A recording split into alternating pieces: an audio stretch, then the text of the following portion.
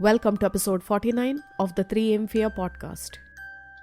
Haunted dolls have fascinated people throughout history, giving rise to these creepy stories that make our skin crawl.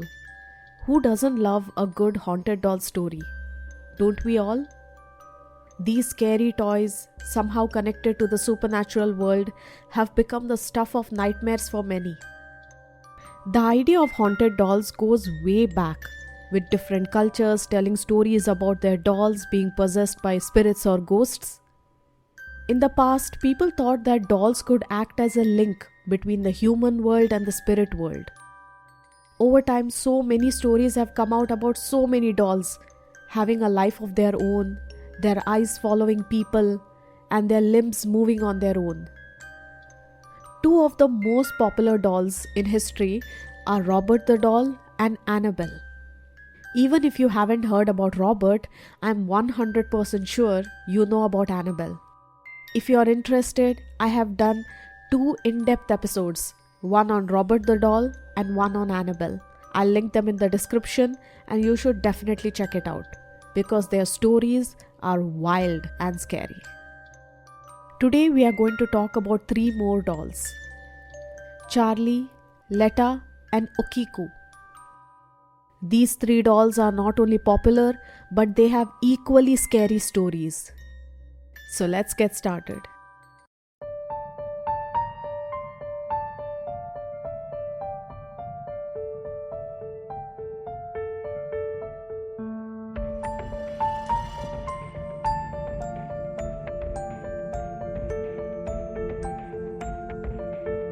Hello and welcome to the 3am Fear podcast.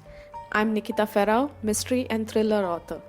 On this podcast, I talk about real crimes and real people. Due to the graphic nature of some of this content, listener discretion is advised.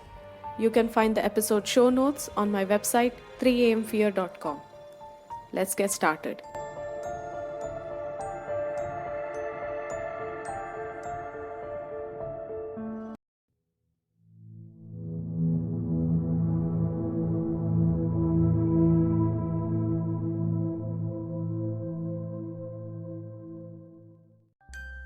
Charlie the doll. In 1968, a family found Charlie in the attic of their old house in New York. It was hiding at the very bottom of a dusty trunk filled with old newspapers. The only other thing in the trunk was a yellowed paper with a special prayer on it. Nobody knew how old Charlie was or where did he come from. The newspapers were way back from the 1930s, but the doll's age always remained a mystery. The family already had a bunch of old dolls, and so they thought that it would be a good idea to put Charlie with the other dolls. So they decided, took Charlie out, and then nicely kept it with the other dolls. At first, no one paid much attention to Charlie. It was sitting with the other dolls in a big house. I mean, who would have thought anything? The family who owned Charlie was quite big, with a mom, dad, and 5 children. At first, Charlie would just be sitting quietly among these dolls. But then, something weird started happening. Charlie began moving around the bench where all the dolls were kept. The parents thought that maybe one of the kids was playing a prank, but the kids told that they never touched the doll. The youngest, who was just 4 years old, said that one night Charlie spoke to her when she went into the bathroom. The parents, of course, didn't believe. They thought that she was just making these things up. They couldn't accept that a doll was doing something creepy. The parents never saw Charlie do anything strange, and when the kids started noticing this and started telling their parents, they just didn't believe. After several incidents, none of the 5 kids wanted to ever get up and go to the bathroom at night. They were all too scared. The scary stuff with Charlie didn't stop. The youngest girl ended up with scratches all over her body. And when her parents asked her, She said that Charlie did it. Her parents, of course, weren't sure whom to believe. I mean, could they actually believe that a doll could do all of this? They wanted to put an end to this, and so they decided to take Charlie back into the attic and then close him in the trunk, the same one where they had found him. After that, everything in the house went back to normal, and no one ever saw or heard about the doll again. Years later, when the kids grew up and the house was sold, the trunk, along with Charlie inside, was also sold at a garage sale. Nobody wanted that doll until a lady who was collecting old things bought it. But before she took it home, the family told her everything that had happened. They wanted her to know the entire story before she bought the doll. Now it's not clear to what exactly happened after the doll was taken, but the lady took it. Since then, Charlie has been passed around from one family to another. It's said that the doll never stays in one place for too long, and people say that if you look carefully, it sometimes moves. But here's the thing, Charlie's scary powers come to life only when it's around kids. If there are no children around, Charlie just sits quietly. Right now, if you want to see Charlie, then he lives in a shop called Local Artisan. He's there with many other strange things like stuffed animals and weird art pieces.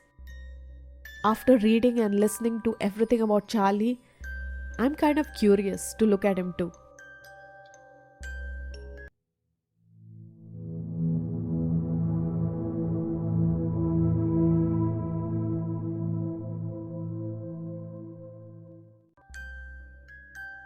Letta the doll.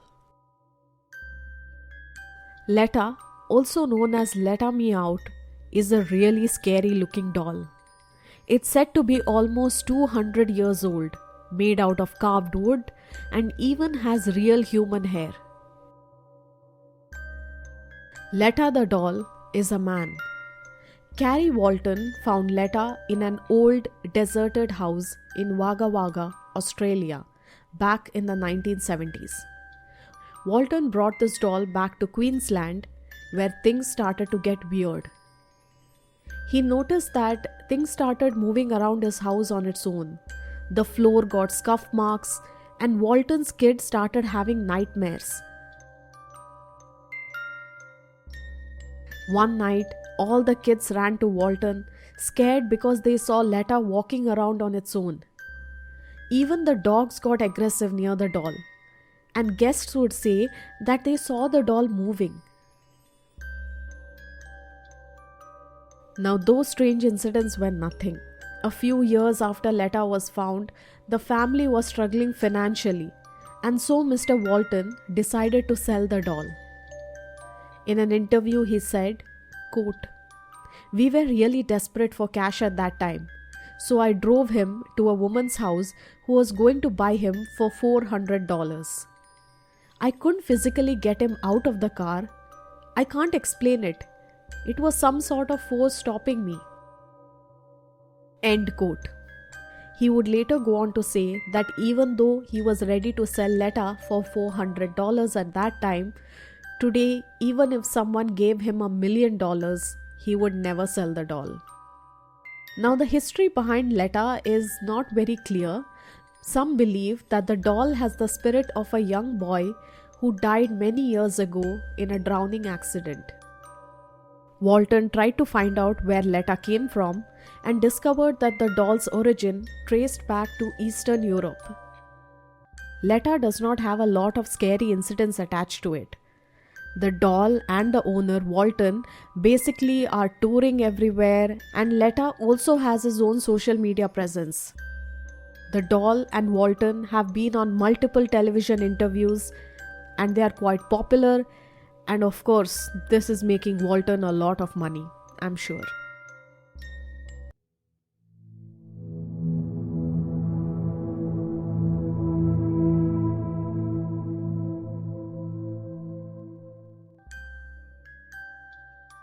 Out of the 3 stories today, the scariest of all is Okiku. In 1918, a 17-year-old boy named Ikichi Suzuki bought a doll for his 2-year-old sister, Okiku. He was traveling in Japan and he spotted this doll in a window during the maritime exhibition. He felt an instant connection to it, and so all the money that he had saved, he decided to spend it and get this doll for his sister. The doll, standing 40 centimeters tall, had pure black glass eyes, black hair styled traditionally, and even wore a beautiful kimono. When he gifted the doll to Okiku, she adored it. She took the doll everywhere and treated it just like her little sister. It was as if they had become inseparable. She slept with it, pretended to feed it, played with it, and even spoke to it. When Okiku got the doll, she gave the doll her own name. As happy as her brother was to see that his sister was so happy with the doll, the happiness wouldn't last long. About a year later, tragedy struck. Okiku was bitten by a mosquito and she got malaria. The little girl is said to have died gasping for air. She was in pain and afraid, but all that while she held on to her doll. Now, while it's normal for little girls to love their dolls, looking back at the story, it feels kind of eerie considering what happened to Okiku after receiving the doll. Originally, her parents wanted to bury the doll with her, but due to funeral arrangements and cultural reasons, they couldn't bury the doll there. Instead, the family decided to keep the doll at home on the altar and decided to love it as much as their daughter. Some versions of the story say that Okiku wasn't buried but cremated and that her ashes were placed on the altar next to the doll. Now it's uncertain to which version is true, but basically the doll was placed on the altar. And as soon as that happened, strange things started happening with the family. The family noticed that the doll's hair, once neatly cut at shoulder length, began growing longer and now had reached down to the waist. Now don't get me wrong, this is not your average fake hair that you get with a normal doll, like a Barbie doll. This was real human hair, and the doll was actually growing this hair. And that was not it. At night, they dream about Okiku, which sometimes seemed quite normal because they had just lost their daughter and they were dreaming about their daughter and the doll. But sometimes in the morning, they would find this doll right next to them in the bed, even though they had never moved the doll from the altar. These odd events became even weirder. The doll began appearing in different places around the house. Light flickered, there were loud bangs and knocking on the wall. They heard footsteps, those tiny footsteps. And as special days like Okiku's birthday and the day that she died approached, these strange things became even worse. The family and town spiritual leaders consulted and they believed that Okiku's spirit was maybe somehow stuck within the doll. The doll seemed to carry the energy of their late daughter. Now, the wise thing that the family could have done at this point was to get rid of the doll, but believing that their daughter was somehow attached to this doll, they saw it as their way of, connecting with their daughter. And so they decided to let the doll be in the house. In 1938, the family had to move to a different district because the brother was drafted into the Imperial Army before World War II. As this was too far away and they didn't want to separate the doll from their daughter who was buried there, they decided that they would not take the doll with them. They asked the local temple to take care of the doll. The monks agreed and they were told to keep the doll's hair trimmed, lock it up at night, and ensure that the doll never went into the wrong hands. To this day, Okiku remains in the Menigi temple in the town of Hokkaido. The doll is now at a shrine and tourists can go and visit her. However, taking photos is strictly prohibited because it's said that Okiku gets angry and so it's better not to take photos with her. Monks have also learned that they have to make sure that the doll is always inside and that her hair is always cut. Now, talking about her hair being human hair, there aren't any official reports available online, but the monks believe that as long as they maintain the hair, she would not cause any problems to them. People who have visited the doll have also said that they have seen her expression change and have also said that sometimes her mouth slowly opens. Now, one thing about human hair is that some dolls do have human hair. I mean, they don't grow the human hair, but while making the doll, sometimes they use human hair to make the doll. So that's not the big issue. The issue is, or the thing is, how is the hair growing on the doll?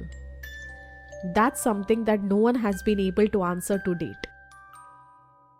As I said, the family loved and kept the doll with them even though so many things were happening around them.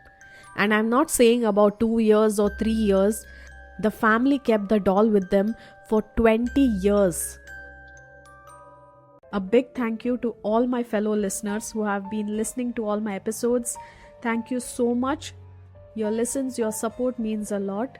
If you love my podcast, if you love the stories that I put out, then please do follow me on whichever podcasting platform you are listening from, and please do leave a rating. It will really help me a lot. You can listen to me on other platforms including Spotify, Apple Podcasts and any other podcasting platform. If you are in India, you can always listen to my podcast on Gaana or JioSaavn. If you love to listen to strange and mysterious stories, then follow me on Instagram and YouTube where I put out reels on such stories. These are completely different from the ones that I put out on my podcast, so do follow me on them. If you love travel, you can follow me on my travel channels. I'll link them also in the description. Until then, stay kind and stay safe out there.